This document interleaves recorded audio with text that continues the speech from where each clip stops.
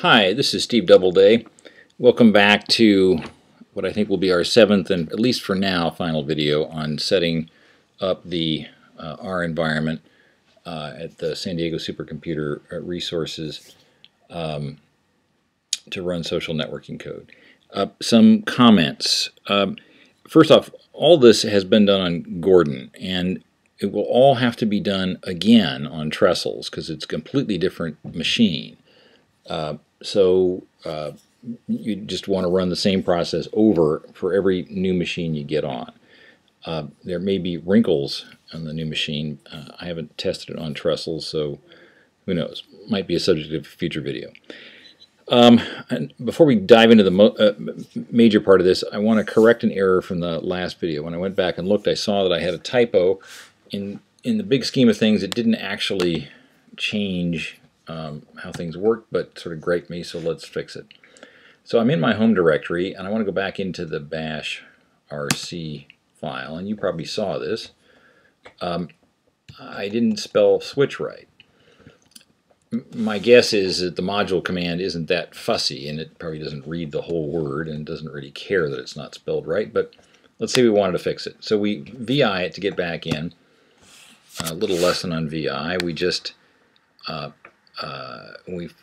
VI runs in one of two commands. Either you're typing or you're entering commands. And so we're currently, by default, in command mode. And we're going to type I for insert. Notice at the bottom it says we're in insert mode. In our last video we typed O to open a line. That also put us in insert mode. A couple different ways to get into insert mode. Now anything I type will just be letters in the actual file. So I've typed the letter I wanted to type. I type escape to switch back out of insert mode, and I do right quit. If I wanted to get out of this without saving, I would do :Q exclamation point, because I'm telling it to quit, and I really mean it with the exclamation point, and it'll get out, and it won't have written anything. So when I get back in, I'll see that I still have my same error. So let's fix it again. Insert, type the C, escape, right quit. Look one more time, and now it's actually spelled right, so life is good. It worked, but at least we fixed the typo. Okay, little lesson in VI there. All right, so we'll quit out of that, :Q. All right, now we want to run an actual job on Gordon. In order to do that, let's see. I think we have some details on that here. Running parallel R on Gordon. So we log in, and we want to get a sample for one of these batch jobs. So let's go to our r/net directory. So we're in our home directory because I see the tilde there, so I can just say r/net. And then the one we're going to want to pay close attention to is, let's look at this.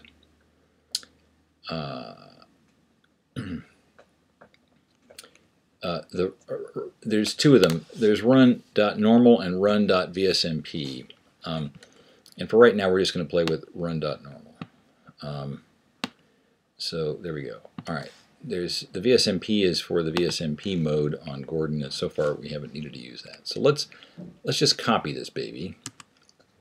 We can copy it using that command that's on the wiki here. Or we can just type it in. So we'll just type it, run.normal, and we're going to go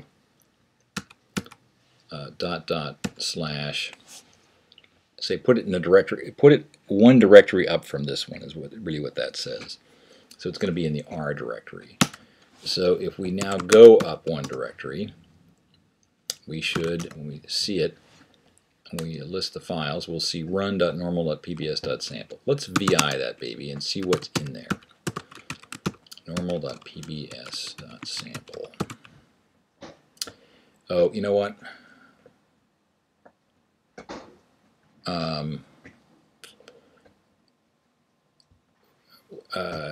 So tell you what, just to be a little fussy, let's rename it to just run.normal.pbs because it's not a sample anymore.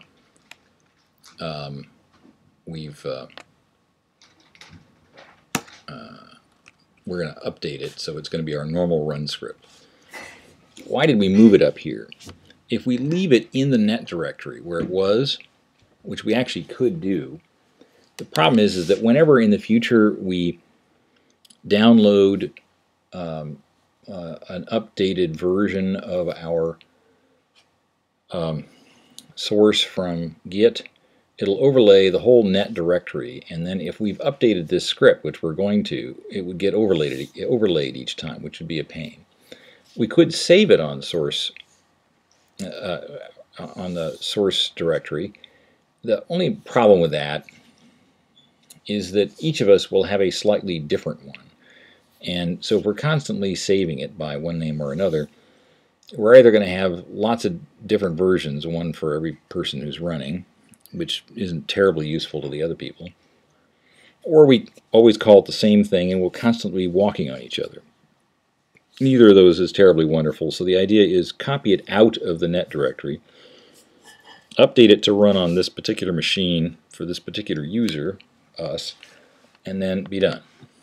Alright, so let's, now that we've renamed it, if we look at this, we'll see it's called run.normal.pbs. Let's take a look at it. And let's do some things. So there's a lot of detail on this on the portal, and so refer to that for the gory details. But let's go through it quickly. We're gonna go into these comments are processed by whatever PBS stands for, their job scheduling system. It's going to run in the normal queue. It's going to have a name of r_job1, which no big deal. It's going to use 16 nodes. We'll kind of get into more details on that later. Gordon only allocates in units of 16 nodes. It's going to run no longer than 30 minutes before it gets canceled. It's going to write two files, an output file and an error file, and they're going to be called r1native.out and r1nativeerror, so we'll look for those. This one is set up to go to my email address, and you're going to want to change it on your machine to go to your email address. And it has this account, and that account is a training account, and it is not right. So let's figure out what the right one is for us. So we got to go up here, got to go to Exceed, and log in.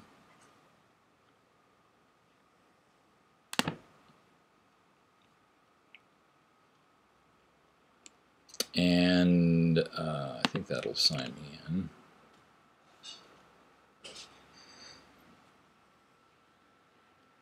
And then, as we did before, we have to go to the XUP, the Exceed User Portal, and we have to get an account number. Now, we're running on Gordon, so we have to get the Gordon account number, not the Trestles account number.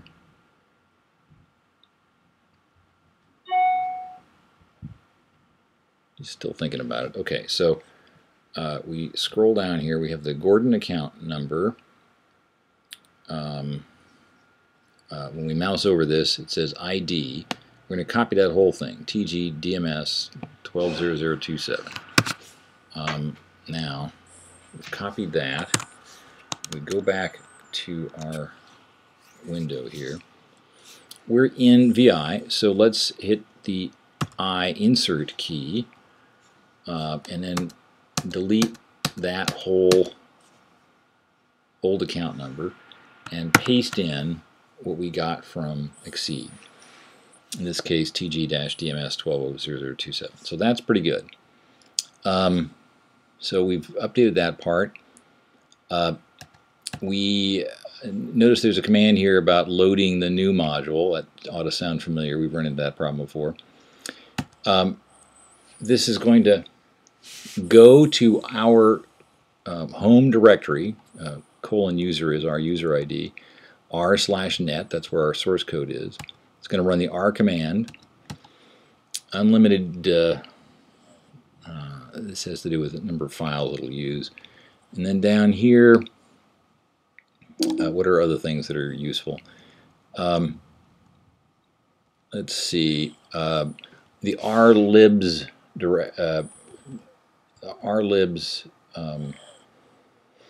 symbol there is going to point to our home user R library, and the output directory is going to go to our home user r/out. Those are all libraries we created earlier. The input is going to be benchmark_1.r. We'll take a look at that in a minute. These other things have been commented out. Those were other tests. And it's going to run 3 different versions. One with 16 processors, one with 8, and one with 4. This says this updates a particular line in the source code, and then it's going to run R with our input file, number of processors, and then it has some sort of timestamp in here that's going to go on to our output file name, and that's pretty much it. All right, so all we changed so far was just the account number and optionally the email address if that wasn't right. And we should be ready to go to run a benchmark. So let's escape key and : right quit. So we've got our file ready to go here. Let's do one more quick thing though. This isn't absolutely required. It'll just make our sample a lot faster. I'm going to go to the net directory and look at that benchmark that we're about to run. It was called benchmark_1. So I'm going to VI that. Benchmark tab to get the lines to complete. This is our R code.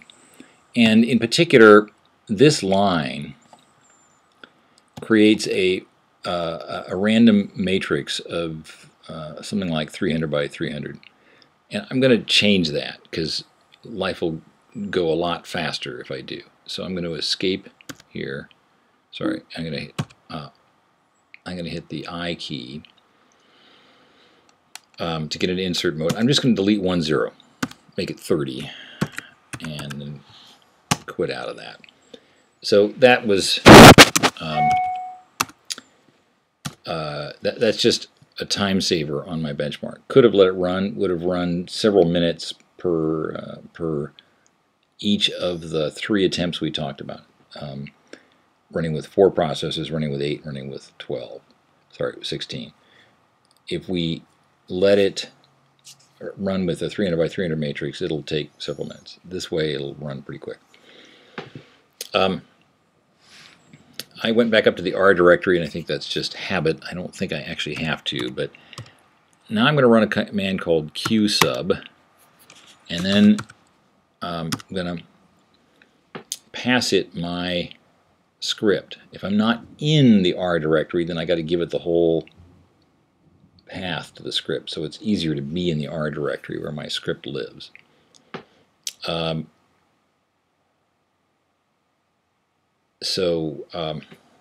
Yeah, the warning, if you actually run this qsub directory in your net folder, it probably, one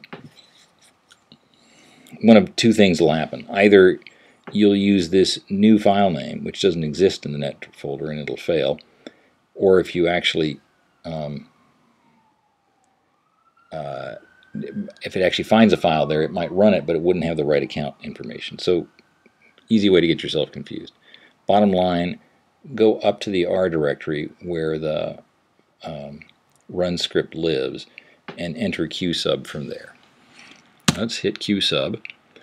Notice it gives us a number there, 344040.Gordon blah blah blah blah.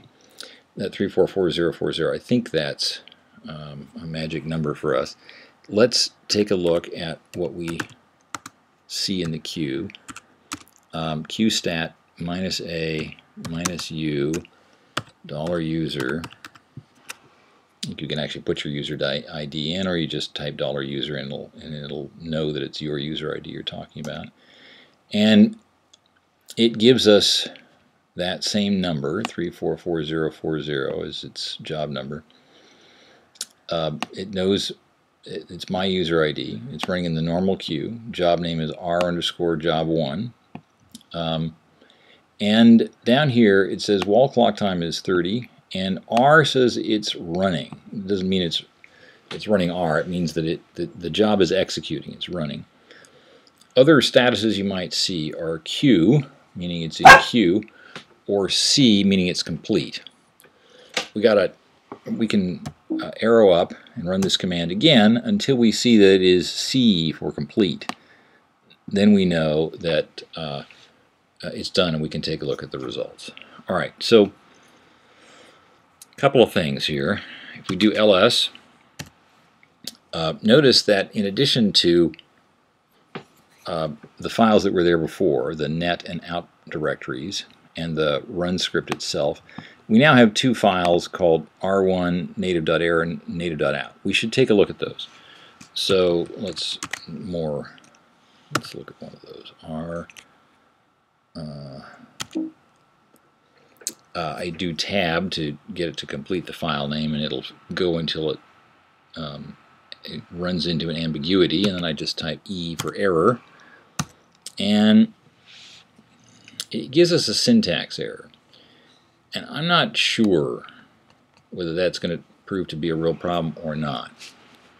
We'll come back on that one. But let's take a look also at the output file. And it gives, it says, it gives us a little bit of information. So it looks like it executed R. Executed R. It passed it the benchmark file, and it passed it a symbolic of 16, 8, or 4 processors. So that all seems, looks reasonable. Let's see if it actually created any output. And for that, remember that in our R directory we had an out directory. So if we go to the out directory, we'll see 3 files. And these are the 3 log files from our run, one with 4, one with 8, and one with 16 processors. If we had left the benchmark file at about 300, you'd notice some significant differences within these files in terms of how long they took. It really does go faster when you have more processors. But for this particular job, it should be pretty short. Let's take a look. Let's do, well, a couple different ways to look at this, either with more or with less. We'll type log. Let's do 16. And it'll find the rest of the file. And then let's enter the pipe command. No, we didn't pipe that. Okay. All right. So this is output from R itself. This is the actual source code of our program being processed by R. There was a require statement further down. There's more of the source. So far, this all looks like R code. And at the bottom, we have end of job and some statistics at the bottom. So this ran, and it looks like it ran normally. Looks like we attempted to write a file called matrix.csv. Not so sure whether that got written, but In any case, at a trivial level, we've seen that we can run a benchmark. Those were the pieces of it. We edited our run script, got it ready to run. We used the qsub command to run it. We go back to our notes on the wiki, a little bit of a cheat sheet on that. Running the job with qsub. We use the qstat command to look and see whether it was running or not. And we looked for statuses of either Q, meaning it's in queue, R, meaning it's running, or C, meaning it's complete, and waited until it showed complete. It can be in queue for a long time, and if it's a big job, it can be running for a long time. But when it's finally C for complete, then we can look for output. And the output that we looked for was in two places. If we go up one, at the R directory level, we had the R1 native.error and native.out files. That had some information. Notice there was some sort of script error in the native error file, and that doesn't seem to be a real issue. I raised it with the SDSC folks, but it appears to not be a problem, as far as I can tell. And then the actual R code itself is in our out directory, and there we see some log files, and in those log files we saw the actual R code and no signs of errors. So it looks like it roughly did what we expected it to do. So that's a benchmark, and that's it for this set of videos. To kind of summarize, got from the beginning of an account through to the point of setting up the one-time steps to get the environment going, then bringing over a current version of the source code, loading it up, running the installation of the necessary R libraries, finally running our tests, configuring ourselves to log on simply, and then updating our run script so that we can actually run jobs on the supercomputer itself, and ran a sample to see what the output looks like. So that's what it takes to get ready to run in the Gordon environment. Reminder that you need to do this for each machine you're going to run on. In Trestles, you'd have to repeat the process. I think that's it. So I hope that was useful, and I'm sure we'll talk again later.